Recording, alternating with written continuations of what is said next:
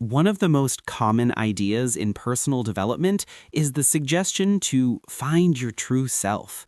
It sounds thoughtful and encouraging. Many people imagine that clarity will come from reflection alone, through thinking, journaling, or self-assessment. While reflection is valuable, human development rarely works in such a tidy way. In practice, identity does not appear fully formed through introspection. It becomes visible gradually through action.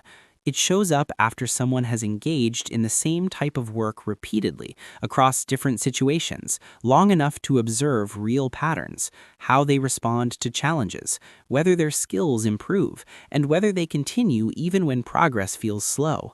Until then, conclusions about identity remain provisional. This is because understanding oneself requires exposure to reality. Repetition, time, and feedback provide information that thinking alone cannot. When someone works on something consistently, they learn not only what they enjoy, but also how they handle frustration, uncertainty, and responsibility.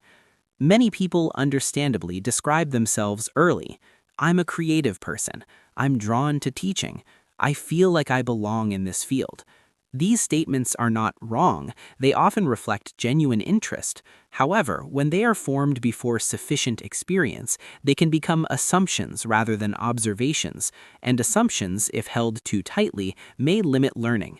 For example, someone who sees themselves as creative might initially avoid structured skill building, believing it could interfere with expression.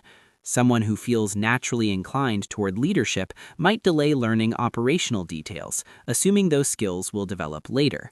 These choices are rarely intentional. They are simply part of how people protect an early self-image.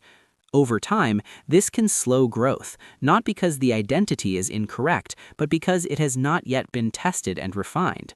A more helpful question than "who am I?" is often "who am I becoming if I continue working this way?" Identity is less a decision and more a result. It forms through repeated behavior over time. When actions align consistently, momentum develops, and that momentum shapes both competence and confidence.